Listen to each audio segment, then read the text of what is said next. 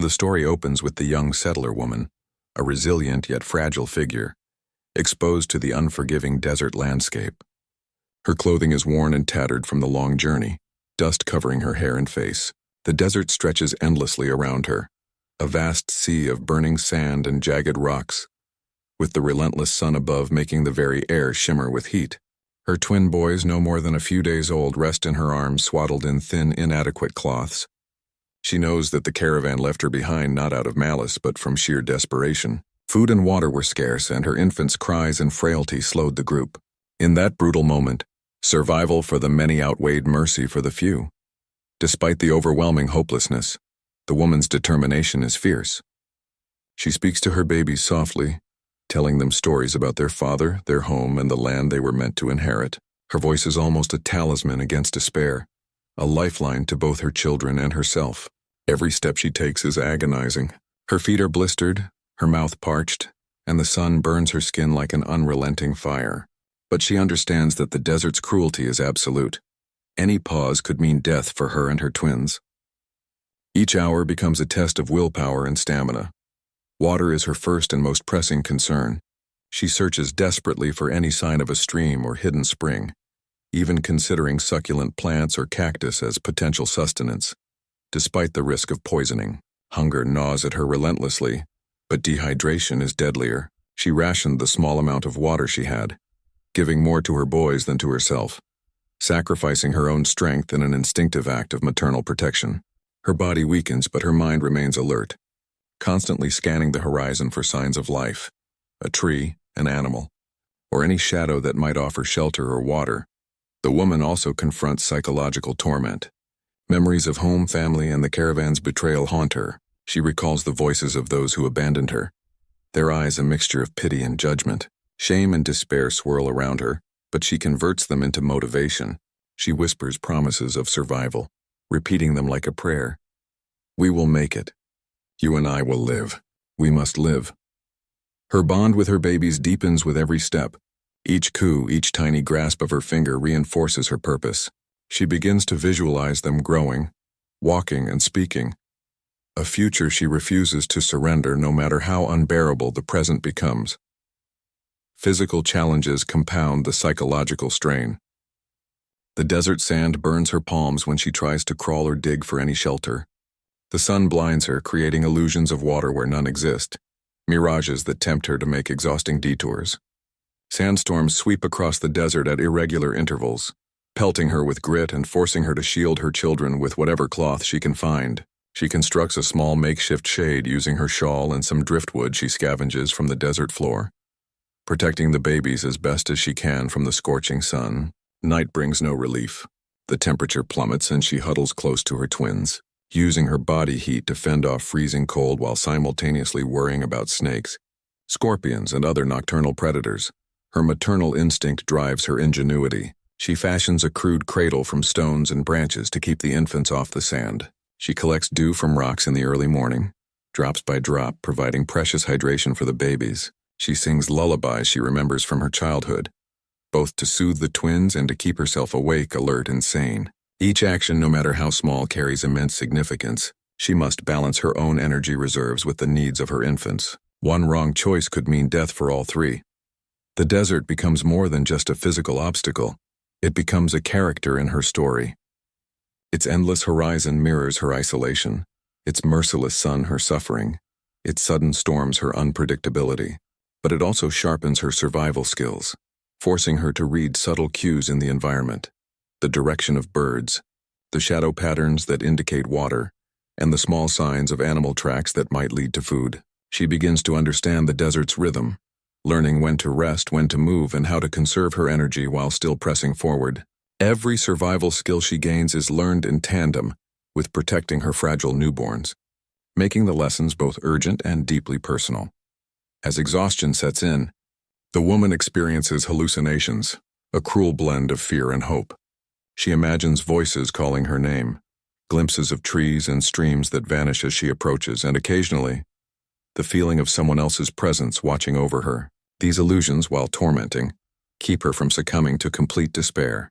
They remind her that the world beyond the desert may exist and that she must reach it for her children's sake. She whispers encouragement to the hallucinations, almost bargaining with them. If you're real, show me the way. I can't give up. Not now. By the end of this first segment, the reader sees the woman's transformation from desperation to determined endurance. Though physically frail and isolated, she exhibits remarkable courage, mental resilience, and resourcefulness. Her struggle introduces the central tension of the story, the life and death journey through the desert that tests not just her body, but the strength of her maternal love. This sets the stage for the next outline, the moment when her struggle meets hope in the form of a rescuer. The desert's merciless expanse had reduced the young settler woman to a shadow of herself. She barely has the strength to stand, her body trembling from dehydration and exhaustion. Her cries for help are weak, almost swallowed by the vast emptiness. The sun continues its relentless blaze, casting the twins' tiny shadows on the scorching sand. Just as she feels her resolve starting to falter, a distant figure appears on the horizon, a silhouette moving with ease across the uneven terrain. It is the first sign of life she has seen in days, and her heart flutters with a mix of hope and wariness. The Sioux man is introduced as a skilled tracker and hunter, someone whose life is deeply connected to the rhythms of the land. His movements are calm and purposeful, exuding confidence and respect for the environment. From a distance, he observes the woman, noting the sweat-soaked clothing, the weariness in her gait, and the frailty of the twin infants she carries. He recognizes immediately that she is in grave danger. The desert is merciless to those who are unprepared or weakened. He approaches with caution, understanding that sudden movements or loud speech could frighten her. In his culture, respect for life and awareness of vulnerability are paramount, and he applies these principles instinctively. When he finally reaches her, the woman is initially frightened. She instinctively shields her children, clutching them closer as if they were a shield against the unknown. Her eyes are wide with both fear and suspicion. She has been betrayed by those who should have protected her, and strangers now trigger a complex mixture of hope and terror. The Sioux man notices her fear and immediately lowers his hands, speaking in calm tones, careful not to startle her. Though they do not yet share a common language, gestures, tone, and empathy begin to bridge the gap. He offers water in a small vessel, holding it out in a manner that signals safety rather than threat. Her first sip brings immediate relief. The cold, clear water touches her lips and quenches some of the unbearable thirst that has been tormenting her for days. Her body relaxes fractionally, though tension and doubt remain in her gaze. The Sioux man speaks softly, pointing to the twins, to her, and then to the horizon, using simple gestures to convey understanding. He brings food next, dried meat, berries, and roots nourishing both her and the babies. Every action he takes is deliberate, measured, and protective, building trust without words. The woman's instincts are wary, yet she begins to sense his genuine concern. The narrative then delves into the Sioux man's perspective. He has traversed this desert countless times and understands its hazards intimately. His experience makes him acutely aware of how fragile life can be here, especially for infants and someone weakened by childbirth. He admires the woman's tenacity. The fact that she has survived this long in such extreme conditions speaks to a strength and courage that he can recognize despite their cultural differences. In his culture, respect for the survival of life and for resilience is deeply ingrained, and he silently acknowledges her bravery. As he guides her and the twins to a safer location, the story focuses on their developing connection. The Sioux man teaches her simple survival strategies: how to find shade, identify safe water, and protect herself and her children from the sun and desert predators. These lessons are conveyed through demonstration and gestures, a silent language of necessity and care. The woman, though initially hesitant, begins to absorb these teachings, recognizing that trust is now essential for survival. Each small act of kindness, from offering water to shielding her from the sun, strengthens the bond forming between them. The desert, once a symbol of despair, starts to take on a new role. It becomes a shared challenge, a backdrop against which two lives intersect. The harsh environment emphasizes the fragility of human existence, but also the importance of empathy, trust, and cooperation. Their journey together is both literal and symbolic, moving from isolation and near death into the possibility of safety and community. The Sioux man's presence introduces a new layer of hope, illuminating a path through the desert that was previously invisible to the woman. The narrative also explores the subtle cultural dynamics at play. The woman comes from a settler background, steeped in European American traditions, while the Sioux man carries centuries of Native American knowledge and customs. Their interactions are cautious but respectful, with the woman slowly learning to set aside her initial prejudices and fear. She witnesses his skills and his deep understanding of the land, realizing that his way of life, though foreign to her, is both logical and nurturing. This begins a gradual erosion of the barriers between them, a theme that will continue to develop as their story unfolds. Throughout this outline, tension and hope are balanced. The woman is still vulnerable and her survival is not guaranteed, but the Sioux man's arrival shifts the narrative from despair to cautious optimism. The twins, too, represent a fragile beacon of life, emphasizing the stakes of their survival. Every sip of water, every shared morsel of food, every careful step towards safety reinforces the narrative's emotional core: life, resilience, and the emergence of trust in the face of overwhelming adversity. By the end of this segment, the reader witnesses the transformative power of compassion and skill. The woman has endured days of suffering alone, and now she is encountering the first force of aid and protection. The Sioux man becomes not just a rescuer but a symbol of hope, a bridge between despair and survival, and the story sets the stage for deeper interactions, mutual dependence, and the potential for cultural exchange and understanding. Their connection is tentative but growing, and the desert, once merciless and isolating, becomes a setting for unexpected salvation. The narrative begins with the Sioux man helping the woman to her feet, supporting her as she struggles to walk on sand softened by the relentless heat of the day. Her strength is minimal, her muscles trembling, yet there is a spark of determination in her eyes.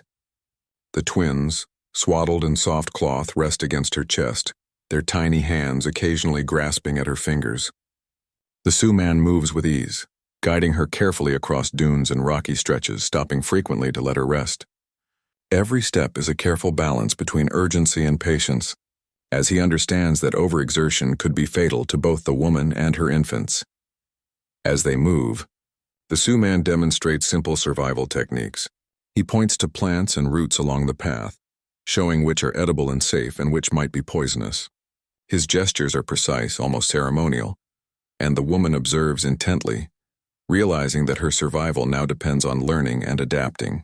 He also shows her how to find shaded areas to rest during the day when the sun is at its peak, emphasizing the importance of conserving energy and avoiding the harshest heat. These lessons are conveyed with patience, understanding that she is recovering from childbirth and the immense physical toll of desert survival.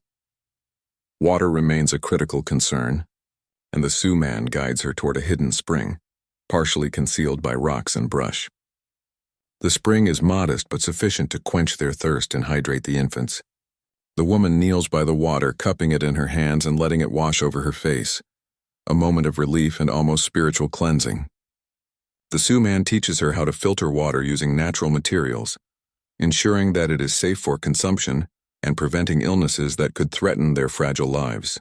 These practical lessons are intertwined with a sense of care and protection, showing that survival in this environment requires both knowledge and trust.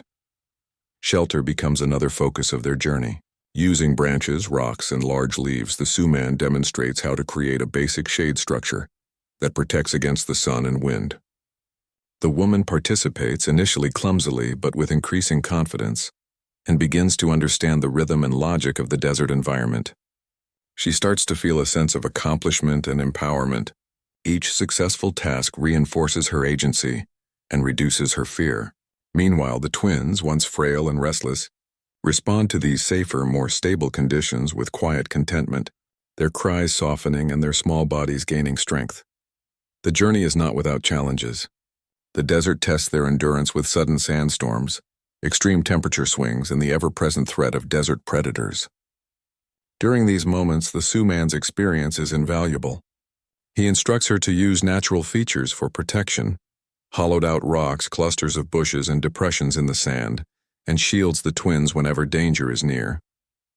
These shared trials deepen their bond, creating a dynamic of interdependence. She provides care for the children, and he provides protection and knowledge, each relying on the other for survival. Emotionally, The woman undergoes a profound transformation. Fear and despair gradually give way to gratitude, awe, and a tentative sense of hope. She begins to trust not only the Sioux man but also her own capacity to adapt, learn, and survive. The desert, which once symbolized isolation and death, becomes a landscape of learning, reflection, and growth. Every successful effort to secure water, food, and shelter strengthens her confidence. She realizes that survival is not a passive endurance but an active engagement with the land. Guided by knowledge, patience, and courage, the twins also play a central role in this process. Their needs dictate much of the woman's actions, giving her purpose and focus. She observes their responses to food, water, and comfort, learning to interpret their cries and gestures.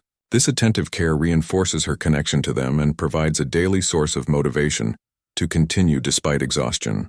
The Sioux man respects this bond, understanding that the woman's maternal instincts are her greatest strength. He encourages her involvement in every step of survival, treating her not as a helpless figure but as a partner in life's delicate balance. As they settle near the hidden spring, the narrative emphasizes the healing power of this safe haven. The woman bathes the twins in cool water, watches their small hands and feet grow stronger, and feels her own energy returning. The act of preparing food, building shelter, and tending to the infants becomes ritualized, a rhythm that replaces the chaos and terror of the desert. Each day brings incremental progress, stronger limbs, clearer minds, and deeper emotional resilience. The Sioux man observes quietly, occasionally guiding or demonstrating but increasingly allowing her autonomy. This balance fosters a sense of mutual respect and partnership. Their communication deepens through shared tasks and gestures. Simple exchanges, pointing, demonstrating, nodding, become a language of survival and care. The woman learns to interpret the Sioux man's subtle cues, from the tilt of his head to the motion of his hands. Likewise, he reads her responses, adjusting his guidance to her growing competence. Over time, they develop an intuitive understanding, allowing them to coordinate actions seamlessly, whether gathering food, protecting the twins, or navigating tricky terrain. This communication is silent but profound, forming the foundation for emotional intimacy and trust. By the end of this segment, both the woman and the Sioux man have transformed. She has regained strength, skill, and hope, while he has developed a deep respect for her courage, resilience, and care for her children. The twins, once fragile and vulnerable, are thriving under their attentive guardianship. The desert, once an unrelenting antagonist, has become a setting for learning, survival, and connection. This outline sets the stage for the next phase of the story, the woman and her rescuer confronting external threats and the broader world beyond the desert, testing the trust and bond they have built. The desert, though a place of survival and growing hope, remains a perilous environment. Even as the woman gains strength and the twins begin to thrive, danger is never far away. This segment introduces the harsh realities beyond physical endurance, the unpredictable threats of the natural world, and the social complexities of human interactions. It tests not only their survival skills but also the emotional resilience they have been cultivating. The tension underscores the fragility of life and the importance of trust between the woman and her Sioux rescuer. The first external threat they encounter is the wilderness itself. A sudden sandstorm erupts, sweeping across the desert with violent gusts of wind, whipping sand into their eyes and obscuring the horizon. The woman instinctively clutches the twins close, trembling as the Sioux man guides her to the shelter they had previously built near the hidden spring. The structure, though simple, shields them from the worst of the storm, but the experience underscores the environment's unpredictability. The Sioux man demonstrates how to secure the shelter, using additional branches and leaves while also showing the woman how to stabilize herself and keep the infants safe. This moment emphasizes the importance of preparation, observation, and calm action under pressure. Wild animals also pose a constant danger. The desert is home to predators such as coyotes, snakes, and scorpions, whose presence becomes increasingly apparent as the woman explores the area under the Sioux man's guidance. On one occasion, a coyote prowls nearby, its eyes gleaming in the fading light. The Sioux man calmly instructs the woman to keep low and quiet, ensuring the twins remain undisturbed. He demonstrates defensive strategies, such as using sticks and natural barriers to create distance and protection. The woman learns quickly, her fear gradually replaced by confidence, as she begins to understand that survival is not only about endurance, but also about strategy and vigilance. The emotional and psychological threats are equally significant. The woman struggles with the memory of the caravan that abandoned her and the fear that humans can be as dangerous as the desert itself. When they encounter passing travelers, the woman is instinctively wary, unsure whether these strangers might harm her or the twins. The Sioux man provides guidance through these encounters, showing her how to assess intentions, interpret body language, and respond appropriately. He emphasizes caution without paranoia, teaching her to trust her instincts while remaining open to genuine assistance. This process gradually rebuilds her confidence in interacting with the broader world, a skill as vital as finding water or shelter. Conflict also arises in the form of internal struggle. Despite her physical recovery, the woman battles self-doubt and lingering trauma. She questions whether she is capable of keeping her children safe and wonders if she can ever truly rely on anyone again. The Sioux man, through consistent support and patient instruction, demonstrates that trust is earned over time and that shared adversity can forge unbreakable bonds. By observing his actions, protecting the twins, demonstrating knowledge, and showing patience, she learns that trust is not naive optimism but a conscious decision based on experience and observation. The story uses these trials to deepen their relationship. The Sioux man's actions reveal not only practical survival skills, but also moral and emotional guidance. He models patience, empathy, and courage, qualities that the woman begins to internalize. She observes his interactions with the environment and small creatures, noting how he balances strength with gentleness. Over time, she begins to mirror these qualities, showing care and attentiveness in her own actions. This mutual growth strengthens their bond, transforming it from mere survival partnership into a foundation for deep respect, emotional connection, and eventual affection. One pivotal moment occurs when a sudden flash flood threatens their shelter near the spring. Water rushes through the desert terrain, threatening to sweep away supplies and endanger the twins. The Sioux man reacts instantly, instructing the woman to move to higher ground while he secures the infants and salvages provisions. The woman participates, applying the lessons she has learned, improvising barriers, protecting the twins, and following his directions with precision. The success of this joint effort reinforces her trust in his guidance and her own growing competence. She begins to internalize the understanding that survival in this harsh environment depends on collaboration, alertness, and courage. Throughout these challenges, the twins' growth is a constant reminder of life's resilience. They respond to care with small smiles, coos, and stronger movements, giving both adults motivation and purpose. Their vulnerability highlights the stakes of each action and decision, making every threat more immediate and every success more meaningful. The Sioux man and the woman increasingly operate as a unit, each step and decision focused on preserving life, safety, and stability. Their partnership becomes a dynamic interplay of guidance, learning, and protective instinct. The desert in this outline transitions from being a backdrop to an active character. It tests their resolve, shapes their behavior, and emphasizes the interconnectedness of all life within it. Every storm, predator, or environmental challenge serves as both a literal and symbolic test. The woman must confront her fears, the Sioux man must navigate his responsibility, and together they must adapt, protect, and survive. These trials reinforce the story's central theme. Resilience is forged in the crucible of adversity, and trust is cultivated through shared challenge. By the end of this outline, the woman has fully embraced her role as protector and caregiver, while the Sioux man's steadfast presence reinforces her trust in him. Their bond has been tested and strengthened, establishing a foundation for deeper emotional intimacy. The narrative is poised to transition toward resolution. The woman, her twins, and the Sioux man preparing to move beyond the desert, fully equipped with skills, confidence, and trust that can carry them into a safer, more hopeful life. The final stage of this story begins with the trio leaving the hidden desert spring behind. The desert, once an unyielding adversary, recedes in the background as they approach greener terrain. Sparse desert vegetation gradually gives way to patches of shrubs, grass, and wildflowers, signaling that water and safety are near. The Sioux man leads them with the confidence of a seasoned tracker, reading subtle signs in the terrain, animal tracks, bird calls, and soil moisture, all indicators of a nearby water source. The woman walks steadily now, her steps stronger and more assured than when she was first abandoned. The twins rest comfortably in her arms, their tiny bodies showing evidence of regained strength, their eyes bright with curiosity and life. The moment they reach the river is transformative. Clear, cool water flows gently over smooth stones bordered by willow trees and shaded banks. For the first time in days, the woman feels a profound sense of relief and gratitude. She kneels by the river, letting the water wash her hands, face, and feet. She dips her fingers into the flowing stream and feeds the twins, who instinctively respond with eagerness and vitality. The Sioux man shows her how to safely collect and filter water from the river, ensuring it remains clean for both herself and the infants.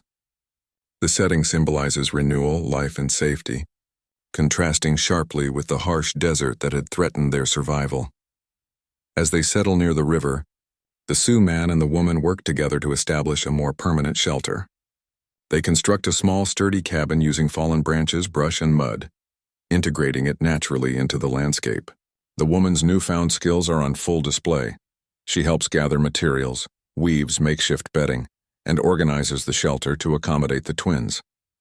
The Sioux man continues to demonstrate survival techniques, fire-making, safe food gathering, and awareness of the surrounding environment.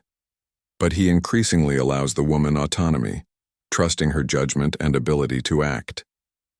This collaboration highlights the mutual respect and equality that have developed through their shared struggle. The twins' growth is a visible marker of their progress. No longer frail, they respond to sounds and movements with energy, smiling and cooing. Their survival, once uncertain, now seems assured, symbolizing hope and continuity.